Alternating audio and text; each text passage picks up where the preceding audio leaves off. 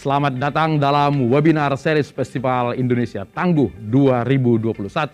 Tema kita hari ini, daerah tangguh, daerah tumbuh. Dalam beberapa tahun ini, ekonomi dunia diwarnai dengan globalisasi. Globalisasi itu artinya kompetisi yang makin intensif, termasuk di tanah air, karena Indonesia juga menganut paham free market. Kemudian setelah itu diwarnai juga dengan digitalisasi. Digitalisasi ini banyak merubah ekosistem atau cara berbisnis juga bagi dunia usaha, besar maupun kecil, di mana tentunya apapun yang basisnya internet itu tumbuhnya sangat luar biasa. Kita sudah melihat retail terdampak oleh e-commerce, kemudian juga pertumbuhan daripada online travel yang juga banyak menghantam tentunya usaha-usaha travel konvensional. Kemudian ada lagi ride hailing seperti aplikasi ojol dan lain sebagainya.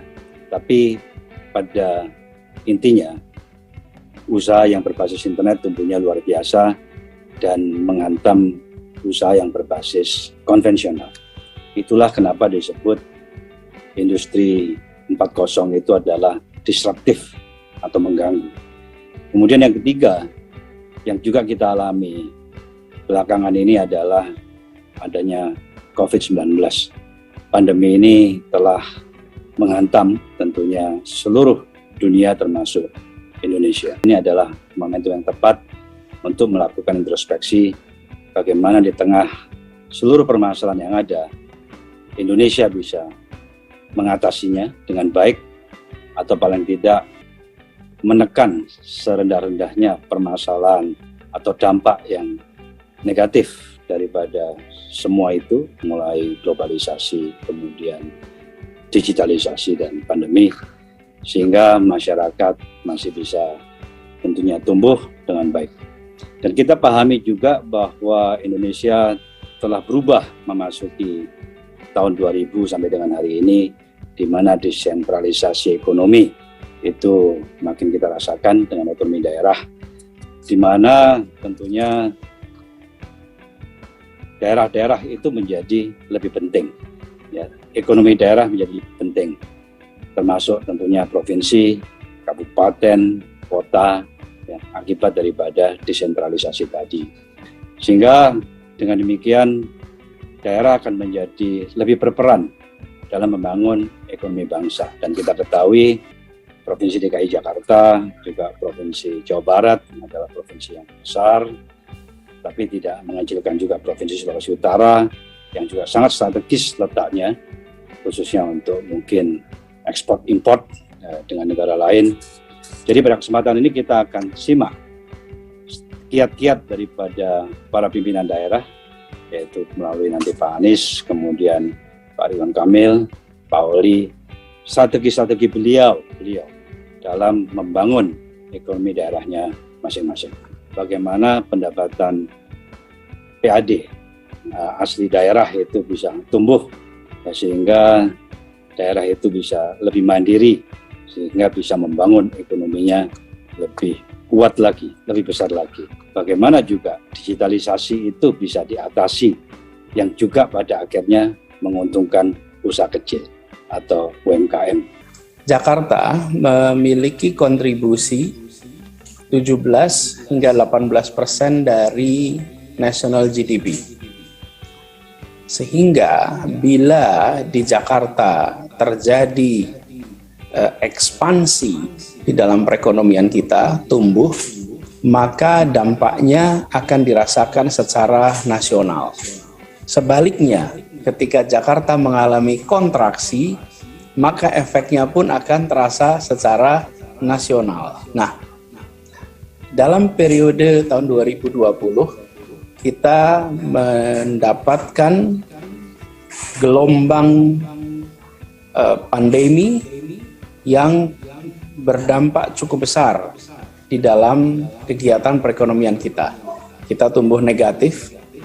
Alhamdulillah tahun 2021 kita tumbuh kalau dibandingkan tahun 2020 awal kuartal pertama kedua itu lonjakannya sampai 10%. Sehingga kita merasa optimis bahwa ke depan Jakarta akan recover dan recovery-nya Jakarta berdampak kepada perekonomian nasional.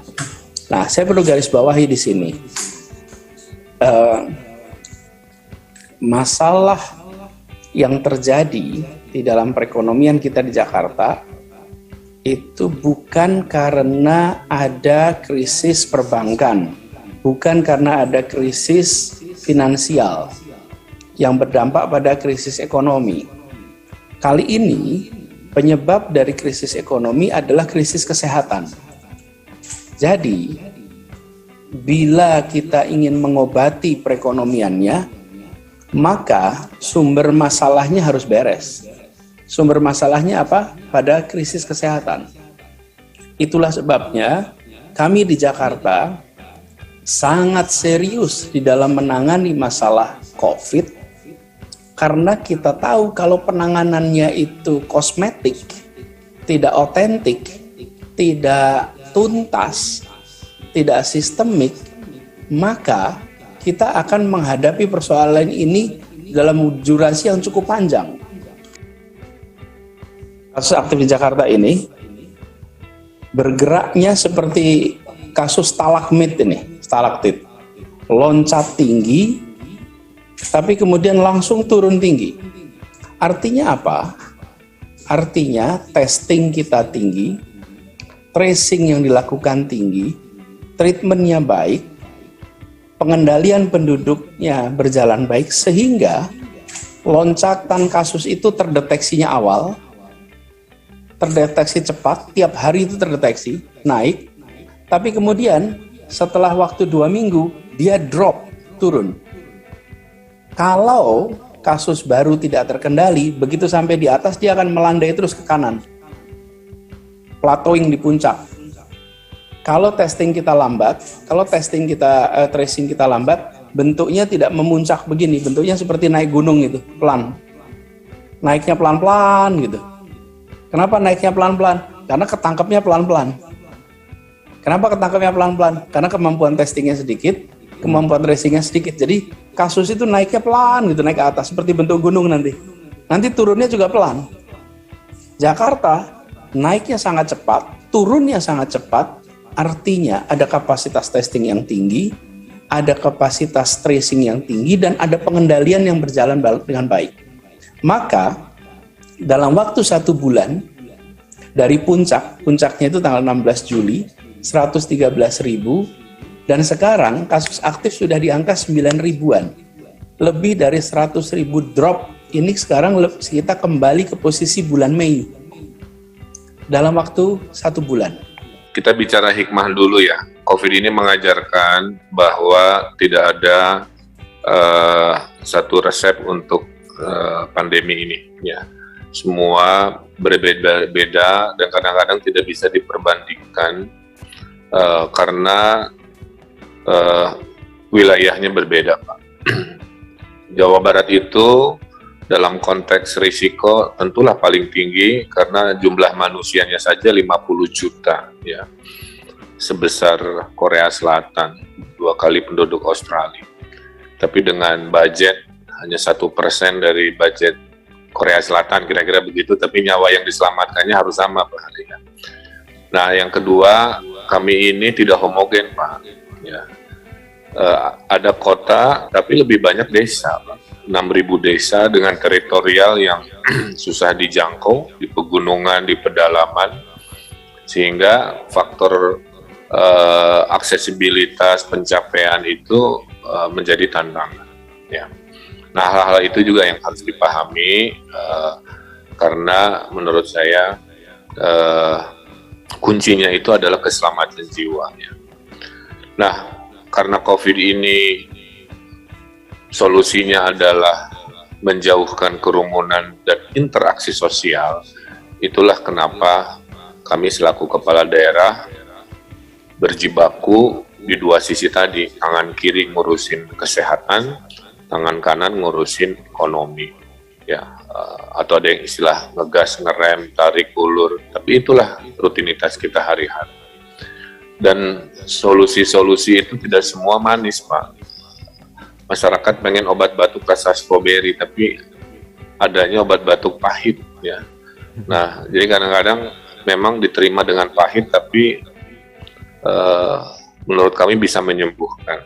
Salah satu obat batuk pahit itu adalah PPKM. Sekarang keterisian rumah sakit, Pak, di Jawa Barat sudah rekor terendah, bahkan sebelum PPKM, yaitu 28%. Ya, ini bor tanggal 15 hari ini sudah di 28%.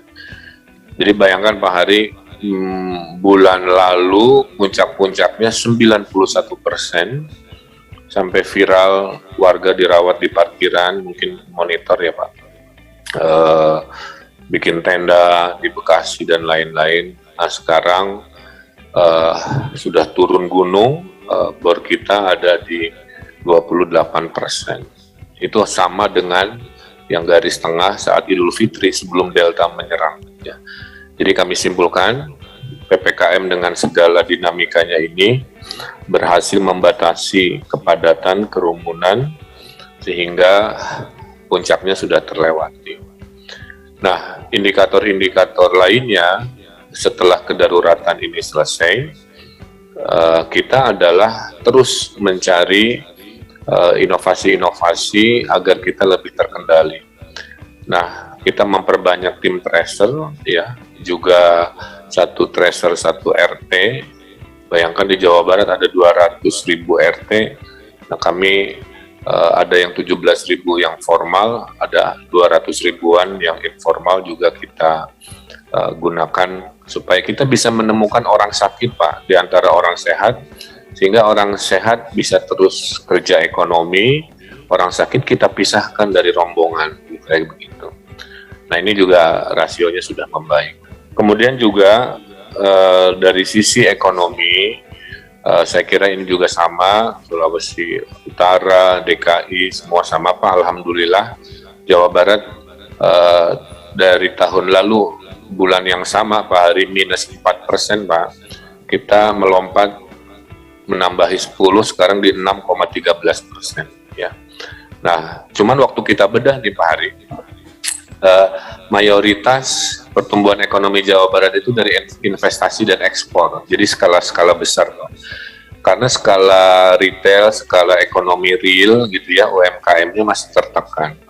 Makanya waktu ini dirilis ke masyarakat ada yang menyampaikan kok nggak sama dengan perasaan sehari-hari kita. Nah itulah poinnya. Jadi berarti PR-nya ekonomi investasi kami juara 1 Pak, Alhamdulillah. Selama satu semester ini ekspor pun tertinggi, kemudian investasi juga tertinggi, alhamdulillah. Tapi ekonomi sektor real, ekonomi jalanan, retail Pak, pariwisata masih tertekan. Nah kalau setelah kedaruratan ini sampai Desember kita bereskan ekonomi real, retail, pariwisata, harusnya saya optimis dengan investasi ekspor yang baik, perbaikan di real retail tourism, ekonomi kami bisa tumbuh lebih besar lagi. Itu strategi di Jawa Barat kira-kira begitu. Nah, kemudian setelah kedaruratan ya PR kita vaksinasi Pak Hari. Cuman karena jumlah penduduk kami 50 juta, kami ini butuh 15 juta dosis Pak per bulan agar Desember beres. Kenyataannya kami tidak mendapatkan sebanyak itu. Ya, kami mendapatkan sebanyak yang diberi oleh pemerintah pusat, kira-kira begitu ya.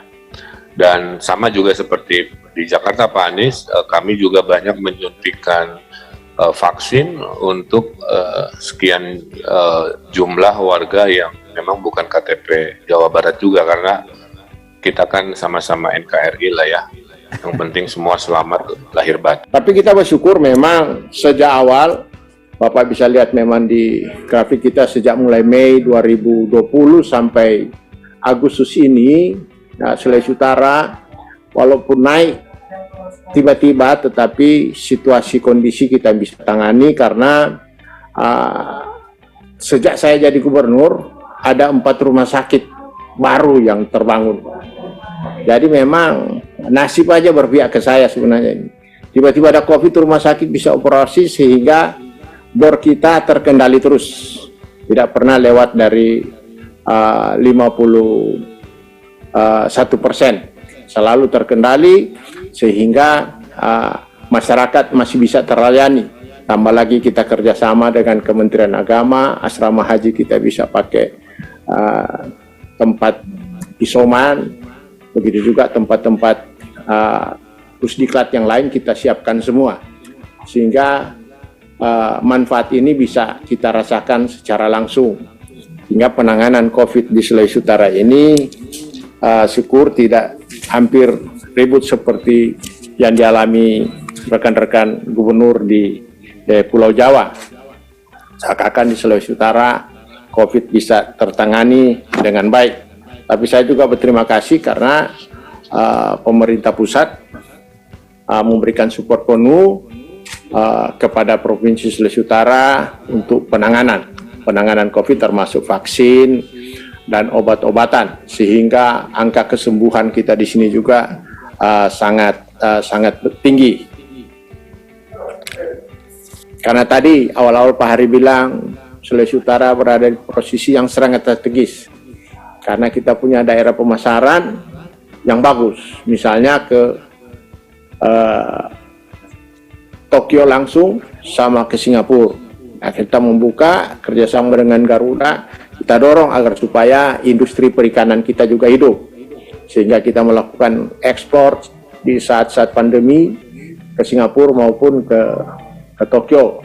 Begitu juga lokal, karena ada di dua daerah Maluku Utara dan Sulawesi Tengah industri besar, industri masa depan, sehingga kita juga mensuplai segala hasil pertanian dan peternakan kita ke sana.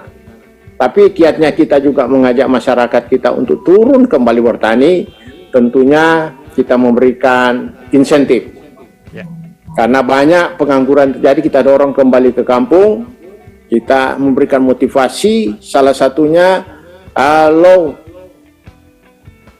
mereka kembali bertani kita kasih premi asuransi tani dan premi asuransi ternak. Artinya kalau mereka gagal bertani, kerugiannya ditanggung oleh asuransi, sehingga banyak masyarakat kembali mau bertani. Tentunya permodalannya kita bantu lewat kredit usaha rakyat yang di Sulawesi Utara BRI mendapatkan hampir 1,7 triliun untuk kredit usaha rakyat ini. Jadi permodalannya di backup full oleh bank. Kegiatannya kita bantu sejak bibit, pupuk dan alat-alat pertanian. Apabila terjadi kerugian, ini yang bikin motivasi sehingga masyarakat mau pulang ke kampung untuk melakukan pertanian. Di samping infrastruktur menuju ke daerah-daerah pertanian kita buka. Baik, kita memberikan dana hibah kepada kabupaten kota untuk mereka melakukan pembukaan jalan-jalan pertanian. Nah, ini salah satu saya kira yang kita bisa lakukan di dalam hal penanganan ekonomi kita. Tapi satu catatan yang tadi saya bilang, kalau sampai COVID ini tuntas, saya kira ekonomi semua daerah di Indonesia pasti akan cepat tumbuh. Amin.